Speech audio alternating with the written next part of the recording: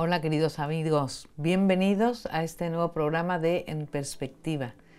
Tenemos hoy con nosotros a don Jesús Fernández Lubiano y él es vicario episcopal de Valladolid y es rector de la Basílica Nacional de la Gran Promesa en Valladolid.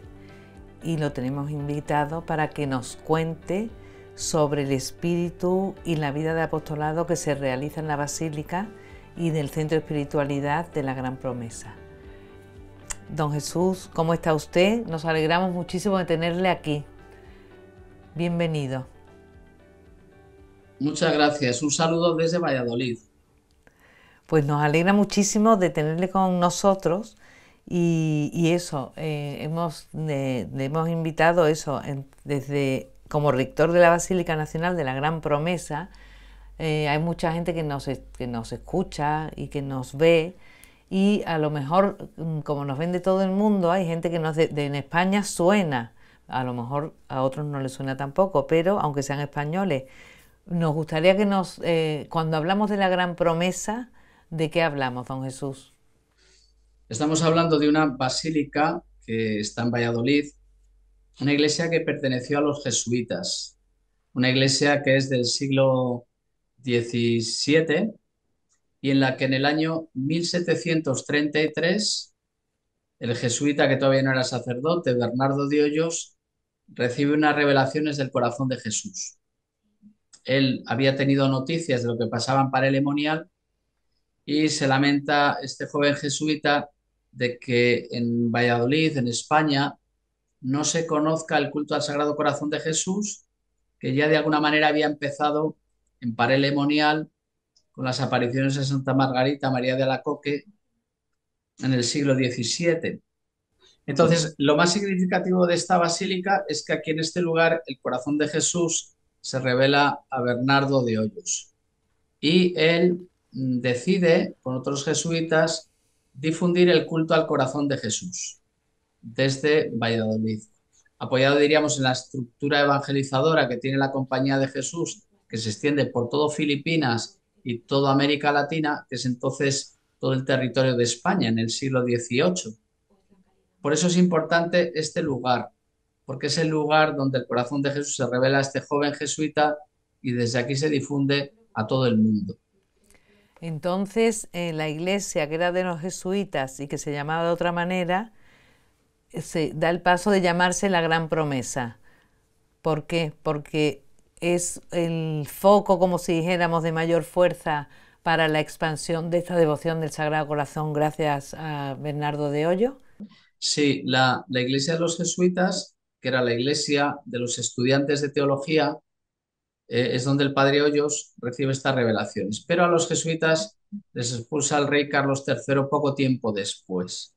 Entonces la iglesia pasa a ser propiedad de la diócesis y se convierte en la parroquia de San Esteban, que será parroquia de San Esteban prácticamente hasta mediados del siglo XX. Es entonces cuando el arzobispo de Valladolid, don Antonio García y García, solicita a todos los obispos de España que reconozcan este lugar, esta iglesia, como santuario nacional y le llaman de la Gran Promesa, que es la promesa que el corazón de Jesús hacia Bernardo de Hoyos, reinará en España incluso con más veneración que en otros lugares. El episcopado español lo acepta y en torno al año 1944 se declara santuario nacional y deja de ser parroquia. Será después, en la época de otro arzobispo, que es José García Goldaraz, cuando le solicita al Papa Pablo VI que este lugar sea declarado basílica. Y será un 3 de mayo de 1965 cuando se le da el título de basílica a este santuario. Y don Jesús, entonces me gustaría que dijera también ese título de basílica, qué le diferencia con una parroquia y cómo es su día a día, cómo es en la vida de apostolado o la vida que hacen como iglesia. ¿En qué se diferencia con una parroquia? Bueno, es digamos, un santuario, un lugar expiatorio. Se abre la iglesia a las 7:30 de la mañana y está abierta todo el día, hasta las 10:30 de la noche, a veces las 11.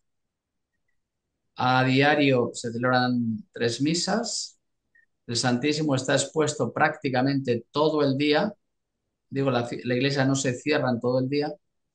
Y como lugar de culto, la Eucaristía también se cuida mucho que siempre hay algún sacerdote confesando para, digamos, para acoger a los penitentes. Y después ciertas celebraciones de culto, sea el rosario todas las tardes, la novena. Y después hay un culto especial o particular, según la promesa que se le hizo a Santa Margarita, de los primeros viernes de mes, que tratamos de cuidarlos como un día especial. También los primeros viernes de mes, la noche del viernes al sábado, la iglesia está abierta y el Santísimo está expuesto toda la noche. Ah, qué bien. O sea que sí, que es muy vivido, no cabe duda, mucha intensidad de vida de fe y de devoción, ¿no? Al Sagrado Corazón, sobre todo, que todo lo baña de su espíritu, ¿no? Y me gustaría que hablara también eso de lo de lámparas vivas. Eso, ¿a qué llaman lámparas vivas ahí en el santuario? Sí, bueno, aquí en el santuario, que es una iglesia que se ha ido, digamos, remodelando, adornando, decorando, porque sufrió un incendio cuando era parroquia de San Esteban, pero luego especialmente, a partir de los años 30, un sacerdote, Félix Granda, fue el que fue redecorando esta iglesia, diríamos, dándole un cariz de lo que es una basílica. Y hay en el presbiterio unas lámparas de aceite que diríamos que se encienden cuando está el Santísimo expuesto. Es como la lámpara de las vírgenes que esperaban el encuentro del Señor, tal como nos cuenta el Evangelio.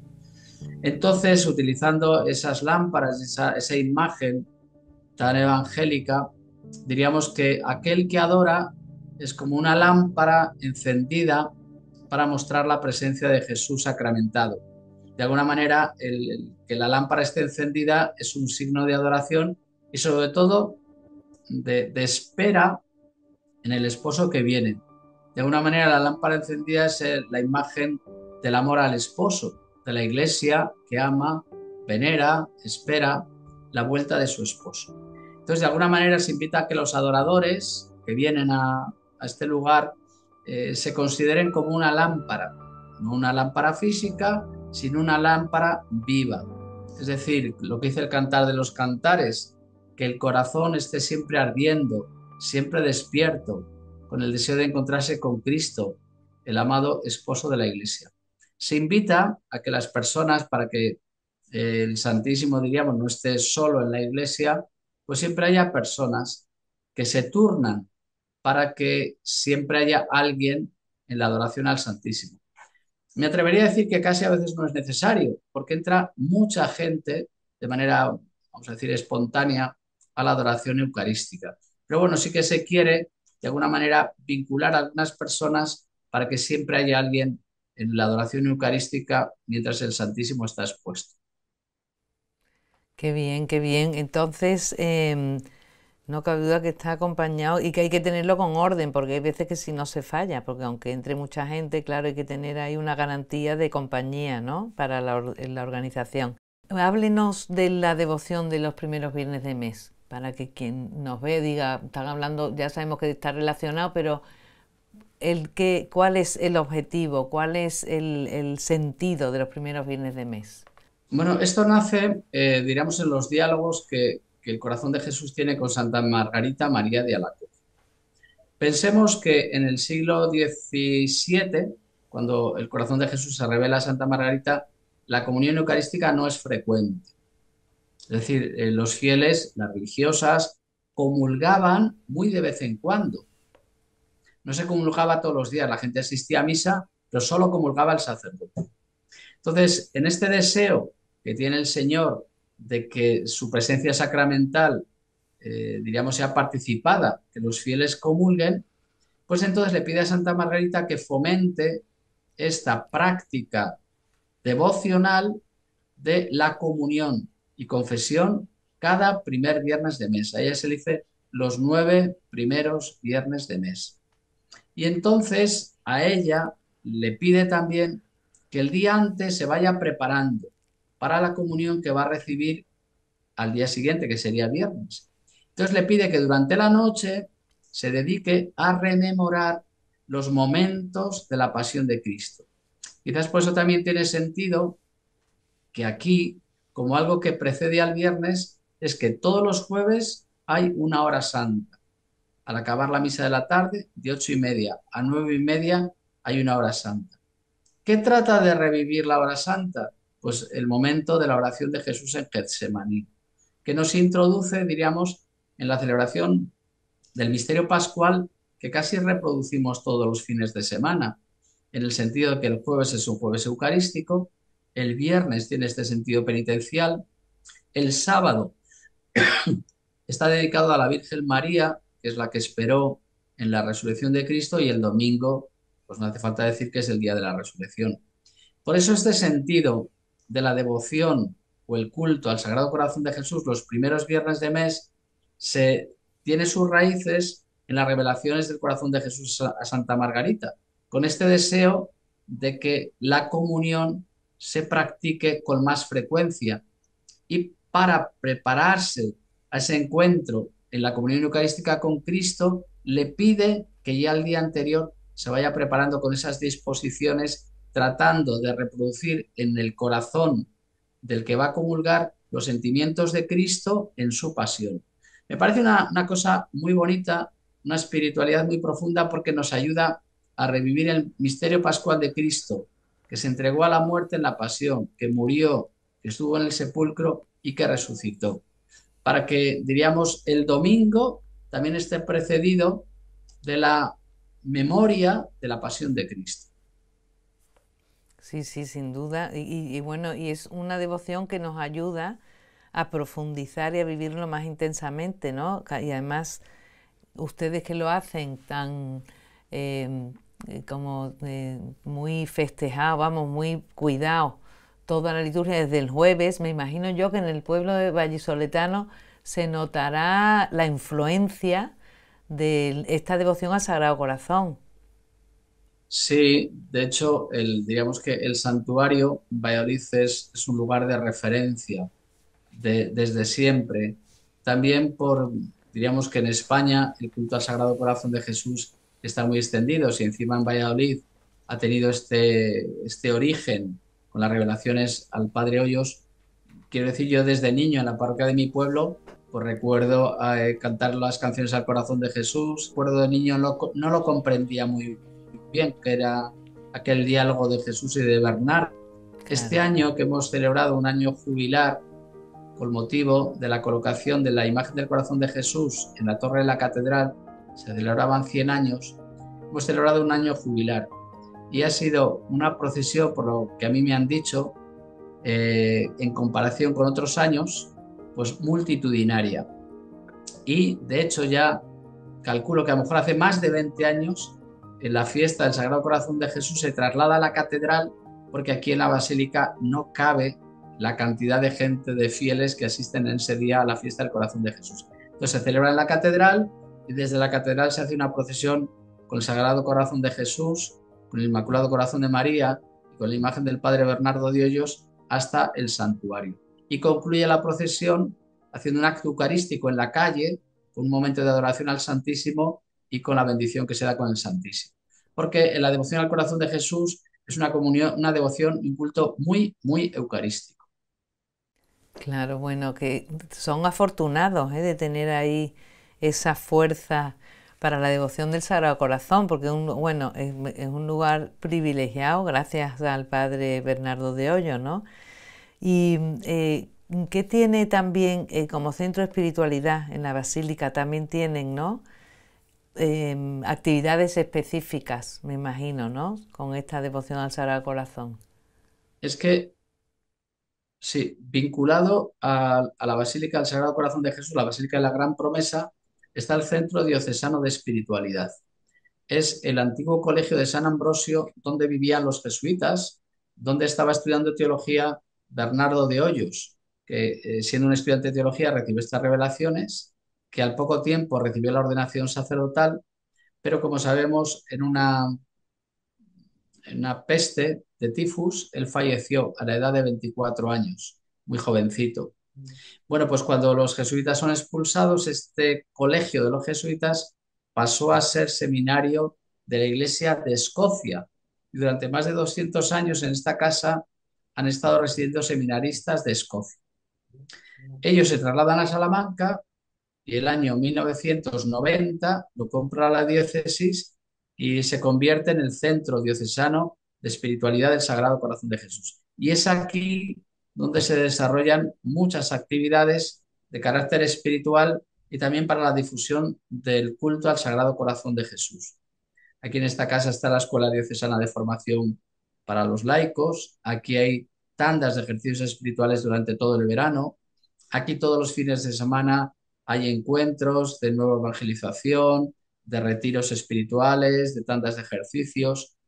Y desde aquí también todos los jueves hay un curso de espiritualidad que se va, diríamos, desarrollando pues de diversas maneras. El año pasado hemos incidido mucho en el año de la oración, en la historia de la espiritualidad del Sagrado Corazón de Jesús. Quiero decir que vinculado a la Basílica está este centro diocesano de espiritualidad, desde el que se trata de difundir el culto al Sagrado Corazón de Jesús. Hasta este lugar, centro de espiritualidad, y a la Basílica vienen muchos peregrinos, especialmente de toda España. Del extranjero es un poco más difícil, aunque sí que pasan algunos. Y especialmente se ha notado en este año pasado, que ha sido año jubilar, tanto peregrinos de las parroquias, de los colegios de la ciudad y de la diócesis, y peregrinos de toda España, desde Jerez de la Frontera o Galicia, que han estado hace poco un grupito con unos sacerdotes.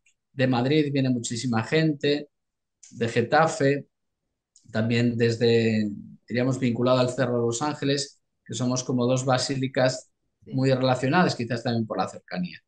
Pero las actividades están más vinculadas al centro de espiritualidad, que está unido a la basílica. Claro. Y se nos acaba el tiempo y más o menos en 2 minutos a ver si para el que nos esté escuchando, para usted este culto del Sagrado Corazón tan especial y usted que está en la Basílica de la Gran Promesa, ¿qué mensaje nos manda a los que le estamos viendo y escuchando sobre este culto al Sagrado Corazón? Pero yo creo, y es la experiencia que yo tengo desde niño, y la llevo muy en el corazón, son las palabras del mismo Jesús. Cuando Él dice, venid a mí los que estéis cansados y agobiados, y yo os aliviaré. Cargad con mi yugo y aprended de mí, que soy manso y humilde de corazón, y encontraréis vuestro descanso. Yo creo que este es el mensaje, por lo menos así lo siento yo, y así trato de reflejarlo. Este santuario es un lugar donde el Señor nos invita a acercarnos a Él. Tanta gente cansada, agobiada, que lo podemos estar todos, tanta gente que sufre, tanta gente que vive en una sociedad, vivimos en una sociedad donde a veces se pierde la fe, donde lo religioso no se tiene mucho, las familias, las enfermedades. Poder venir a este lugar donde resuena esta invitación de Jesús. Venid a mí los que estéis cansados y agobiados. Que es una invitación, diríamos, como lo hizo el discípulo amado, en el pecho, en el corazón del Señor, desahogarnos delante de Él, recibir siempre un abrazo de amor, de perdón y de consuelo. A este lugar, porque así lo ha querido el Señor. Pues con este mensaje tan precioso de Don Jesús nos quedamos y quedamos invitados todos a pasar a esta basílica al santuario de la Gran Promesa en Valladolid, porque merece la pena nada más que ver, de poder acceder a esta devoción, a este culto al Sagrado Corazón, a ver las actividades, bueno, a participar en las actividades que se organizan además habitualmente y bueno, a meternos realmente en esa devoción, en ese amor al Sagrado Corazón que siempre nos ama y que nos brinda su amor, y que es lo que ha dicho Don Jesús: mi yugo es llevadero, mi carga ligera. Nos invita, nos ama y pues nos da toda la fuerza de sentirnos amados. Pues Don Jesús, muchísimas gracias por acercarnos a la Basílica, a este santuario de la Gran Promesa. Y bueno, quedamos invitados todos a ir por allí, y poder visitarlo algún día. Amigos, con este tesoro nos quedamos. Hasta el próximo programa. Gracias.